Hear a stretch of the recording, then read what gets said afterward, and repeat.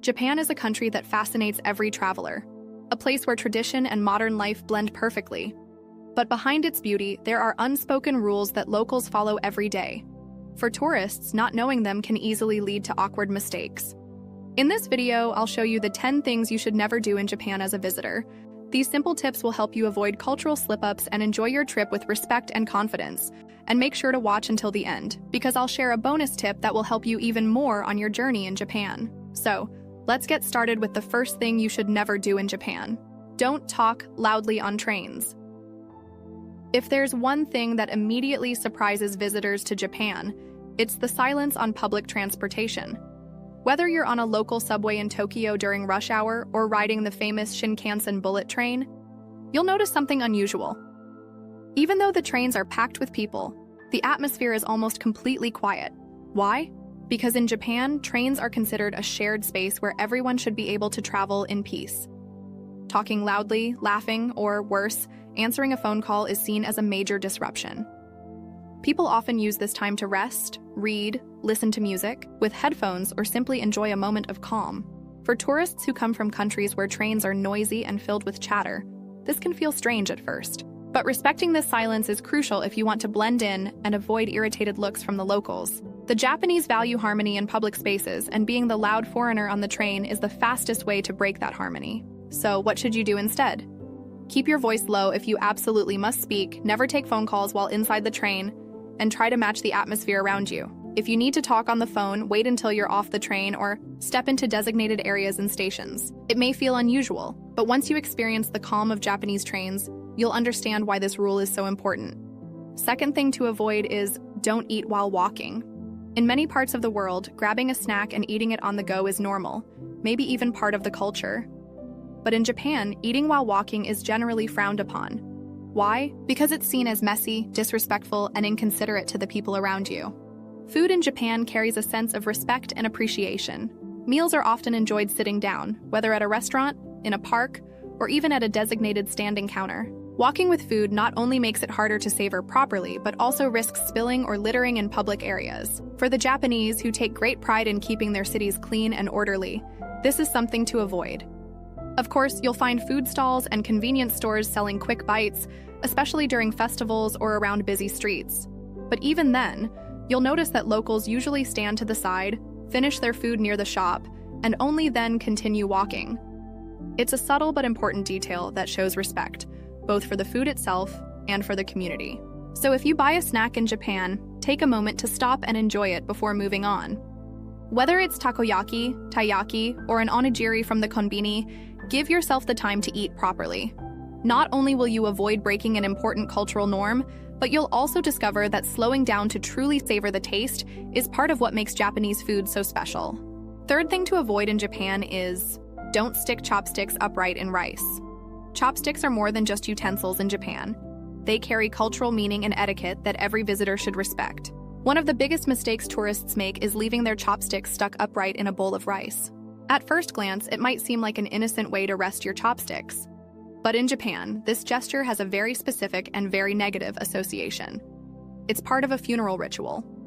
During ceremonies for the dead, a bowl of rice is placed on the altar with chopsticks standing vertically in it, as an offering to the spirits. So when you do the same thing at the dinner table, it unconsciously recalls death and mourning. Needless to say, it's considered extremely inappropriate at mealtimes. Instead, chopsticks should always be placed neatly across your bowl or on a special chopstick rest, called a hashioki. If a rest isn't available, simply lay them horizontally across your dish. The key idea is respect. Respect for the food, respect for the host, and respect for cultural traditions that go back centuries. Tourists sometimes underestimate how powerful small gestures can be. But in Japan, details matter. Something as simple as how you place your chopsticks communicates whether you're aware of and honoring local customs. By avoiding this mistake, you not only prevent offense, but also show that you've taken the time to understand the deeper layers of Japanese culture. So remember, chopsticks and rice may seem inseparable, but they should never stand upright together at the table. Talking about chopsticks, here's the fourth mistake you should never make. Don't pass food from chopsticks to chopsticks. Another chopstick-related mistake that travelers often make is passing food directly from one pair of chopsticks to another. This is more than just bad table manners. It's another gesture tied to death rituals in Japan. During cremation ceremonies, the bones of the deceased are carefully picked up with chopsticks and passed from person to person, sometimes from one pair of chopsticks to another, before being placed in the urn. Because of this connection, mimicking that action while sharing food is considered disturbing and deeply inappropriate. Of course, in many cultures, it feels natural to help someone by passing them a piece of food directly. But in Japan, there's a proper way to do it. If you want to share, place the food on a small plate so the other person can pick it up themselves. Or if you're at a casual setting among friends and family, use the opposite ends of your chopsticks, the clean ends that don't go in your mouth, to transfer food. This avoids the symbolic association and keeps things hygienic too. Why is this so important? Because in Japan, meals are not just about eating. They're about harmony, respect, and showing gratitude for the food and for the people you're sharing it with. Ignoring these small but meaningful customs risks breaking that harmony. So while it might take a little extra thought, never pass food chopstick to chopstick. It's one of those subtle cultural rules that shows whether you're simply visiting Japan or truly trying to understand it. Let's continue with rule number 5, don't wear shoes indoors. The 5th mistake you should never make in Japan is wearing shoes indoors. In many countries, it's perfectly normal to keep your shoes on when entering a home. But in Japan, this is a huge cultural no-no. Shoes are considered dirty because they carry the dust, germs, and mud of the outside world. Bringing them into someone's house or even into certain restaurants, ryokan, traditional inns, or temples, is seen as highly disrespectful. Instead, you'll usually find a small entryway called a jinkan. This is where you remove your shoes before stepping onto the clean floors. Often slippers will be provided for you to wear inside. In some places, there are even special toilet. Slippers separate from house slippers, and it's important not to mix them up. How can you avoid this mistake?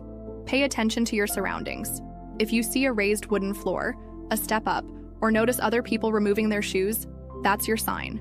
Always arrange your shoes neatly, pointing toward the door, and slip on the provided slippers.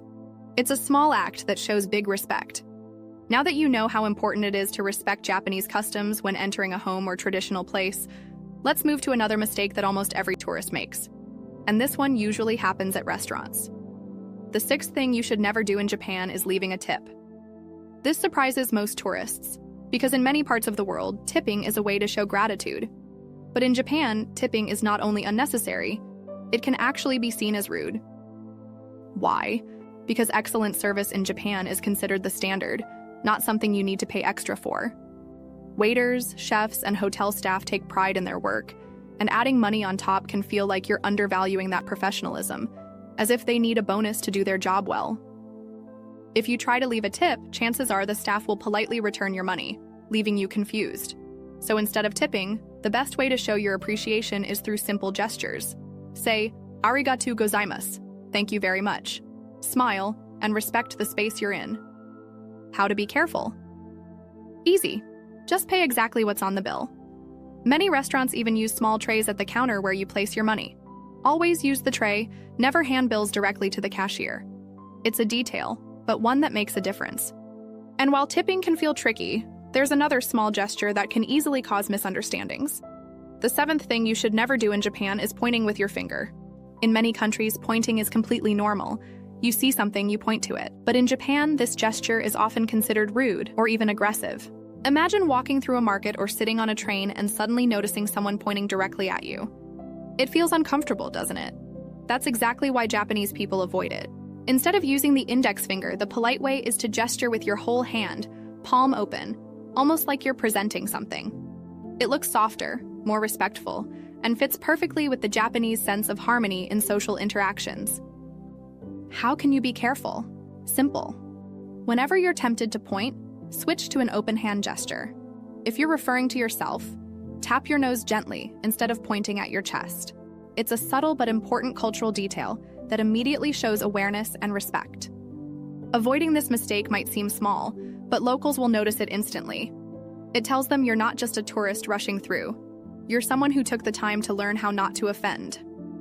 And speaking of gestures, let's move to another habit that can feel harmless, but often comes across as disrespectful. The 8th thing you should never do in Japan is taking photos everywhere without thinking. Japan is breathtaking, and everywhere you turn feels like a picture-perfect moment. But not every place allows photos, and sometimes snapping a shot can be considered disrespectful. In temples and shrines, certain areas are sacred. Photography can disrupt the peaceful atmosphere or even offend the spiritual significance of the space. You'll often see signs, sometimes only in Japanese, that say no photos, and it's important to respect them. It's not just religious sites either. In small restaurants, local markets, or private neighborhoods, pulling out your phone to record everything can make people uncomfortable. Remember, for the locals, these are everyday spaces, not tourist attractions. To avoid mistakes, always look for signs, and when in doubt, ask politely with a smile and a simple phrase. Photo, okay? Most Japanese people will happily let you know if it's fine or not. By being mindful, you'll not only avoid offending anyone, you'll also discover that sometimes the best memories come from simply being present, not from behind a camera. The ninth thing you should never do is don't forget to turn a bow. In Japan, the bow isn't just a polite movement, it's a cultural language of its own. If someone bows to you in a store, a restaurant, or even in a casual encounter, they expect you to return the gesture. Not doing so may come across as rude or careless. There are different types of bows depending on the situation. 45 degrees in formal situations, such as visiting someone's home, 30 degrees for expressing gratitude, 15 degrees in more casual, informal interactions. Even posture matters. Men should bow with their hands at their sides, while women should place their hands neatly in front of their body. The 10th thing you should never do in Japan is blowing your nose in public. In Japan, blowing your nose in public is considered unhygienic and impolite. If you need to do it, always excuse yourself and find a private place, like a restroom or a quiet corner. If it's urgent and you can't leave, do it as discreetly as possible. Use disposable paper tissues, never cloth handkerchiefs, which are even less appreciated in Japanese culture. This small detail might not seem important, but it makes a huge difference in how locals perceive your manners. And now that we've covered all 10 rules, it's time for the bonus tip I promised. One of the simplest gestures that will leave the biggest impact during your trip. Bonus tip: always use two hands when giving or receiving something. In Japan, every interaction, no matter how small, deserves respect. That's why when you give or receive something, whether it's money, a gift, or even a business card, you should always use two hands. This isn't just a formality. Giving or receiving with two hands transforms a quick exchange into a meaningful moment. It shows care, sincerity, and respect for the other person. Once you practice it, you'll feel the difference, both in Japan and even more once you return home. And that's it. The 10 things you should never do in Japan, plus the bonus tip that will help you make a great impression. If you enjoyed this video, don't forget to leave a like and subscribe to the channel so you won't miss the next ones. Now it's your turn. Have you ever visited Japan, or would you like to go there someday? Let me know in the comments. I'd love to read your answers.